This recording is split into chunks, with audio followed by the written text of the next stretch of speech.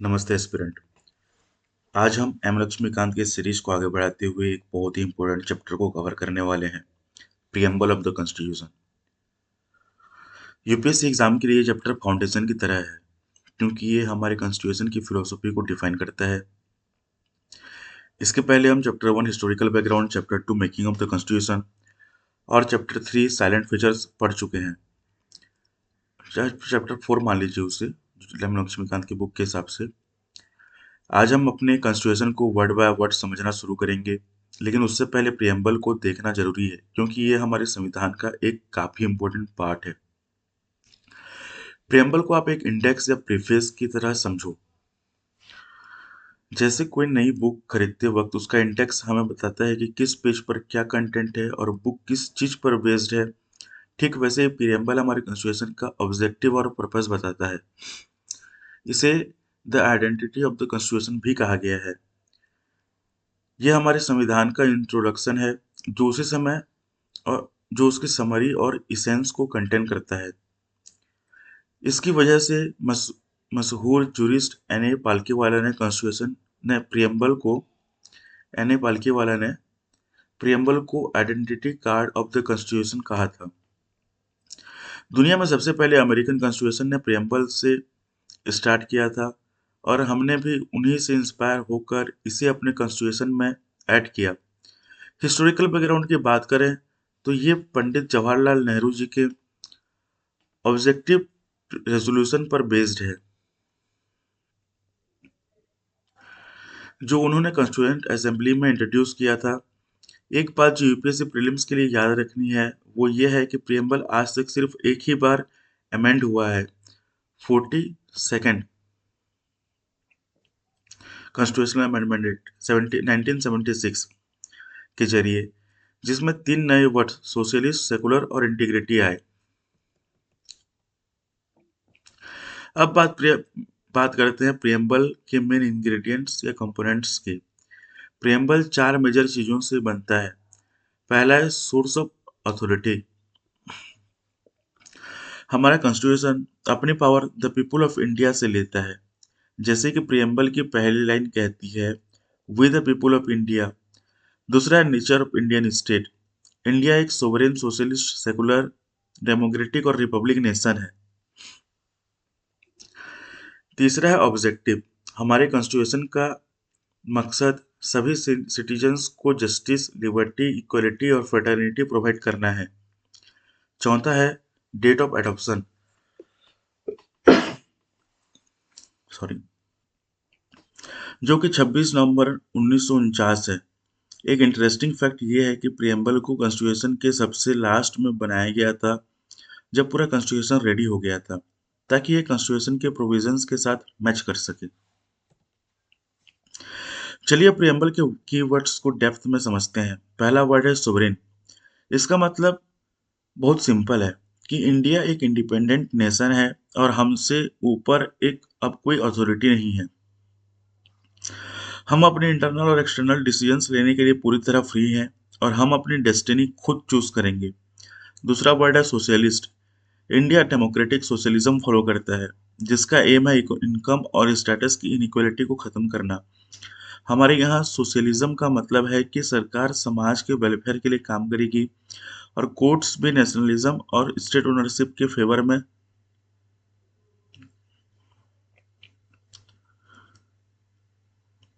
झुक सकते हैं या नहीं झुक सकते, वे खुद तय करेंगे। तीसरा वर्ड है डेमोक्रेटिक। ये पॉपुलर सोवरेनिटी की डॉक्ट्रिन पर बेस्ड है, जिसका मतलब है कि सुप्रीम पावर लोगों के पास है। डेमोक्रेसी दो तरह की होती है, डायरेक्ट, जैसे स्विट्जरलैंड में, जहां लोग रेफरेंडम, इनिशिएटिव, रिकॉल और प्लेबिसाइट के जरिए पावर एक्सरसाइज करते हैं। और इनडायरेक्ट, इंडिया में रिप्रेजेंटेटिव पार्लियामेंट्री डेमोक्रेसी है, जहां हमारे चुने हुए रिप्रेजेंटेटिव्स पावर एक्सरसाइज करते हैं, और एग्जीक्यूटिव यानी गवर्नमेंट अपनी पॉलिसीज के लिए लेजिस्लेचर को रेस्पॉन्सिबल होती है। हमारे कॉन्स्टिट्यूशन में डेमोक्रेटिक वर्ड का मतलब सिर्फ पॉलिटिकल नहीं, बल्कि सोशल और इकोनॉमिक डेमोक्रेसी भी है। अगला वर्ड है रिपब्लिक। डेमोक्रेटिक पॉलिटी को मोनार्की और रिपब्लिक में डिवाइड किया जाता है। मोनार्की में हेड ऑफ स्टेट हेरिडेटरी यानी वंशानुगत होता है, लेकिन रिपब्लिक में head of state directly indirectly एक फिक्स्ड पीरियड के लिए इलेक्ट होता है। इंडिया एक रिपब्लिक है क्योंकि हमारा हेड इनडायरेक्ट इलेक्शन से चुना जाता है। जो प्रेसिडेंट है वो इनडायरेक्ट इलेक्शन से चुना जाता है। इसके बाद आता है जस्टिस, जो हमें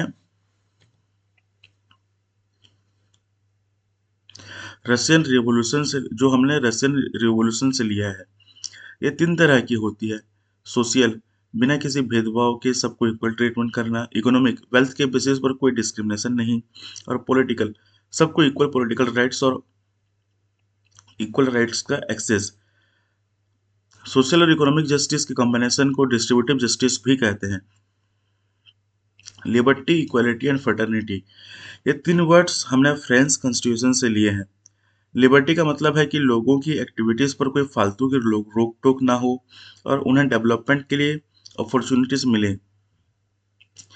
प्रियम्बल हमने थॉट एक्सप्रेशन, बिलीफ और फेथ और वर्शिप की लिबर्टी देता है, जो फंडामेंटल राइट्स के थ्रू इन्फोर्सेबल है। इक्वालिटी का मतलब है कि किसी भी सेक्शन को स्पेशल प्रिविलेजेस नहीं मिलेंगे और सबको बिना भेदभाव के इक्वल अपॉर्चुनिटीज दी जाएंगी। फ्रेटर्निटी का मतलब है सेंस ऑफ ब्रदरहुड, भाईचारा। ये 2 चीजें इंश्योर करता है इंडिविजुअल की डिग्निटी और नेशन की यूनिटी और इंटीग्रिटी। अब एक बहुत बड़ी डिबेट पर आते हैं, is preamble A part of constitution.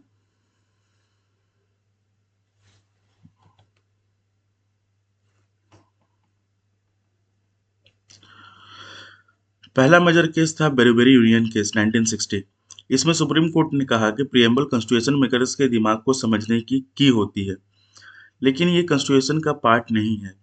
लेकिन केशवानंद भारती केस 1973 में कोर्ट ने पुराना फैसला बदल दिया और कहा कि प्रियम्बल कॉन्स्टिट्यूशन का पार्ट है। फिर एलआईसी ऑफ इंडिया केस 1995 में सुप्रीम कोर्ट ने दोबारा कंफर्म किया कि ये कॉन्स्टिट्यूशन का एक इंटीग्रल पार्ट है। अब सवाल ये उठता है कि क्या इसमें इसे अमेंड किया जा सकता है। आर्टिकल 368 के अंडर प्रियम्बल को अमेंड किया जा सकता है, लेकिन एक शर्त है कि आप इसके बेसिक फीचर्स को चेंज नहीं कर सकते। बेसिक फीचर्स क्या है, ये court time to time decide करता है। कुछ और इम्पोर्टेंट पॉइंट्स जो यूपीएससी के लिए जरूरी हैं। प्रियम्बल नॉन जस्टिसिएबल है।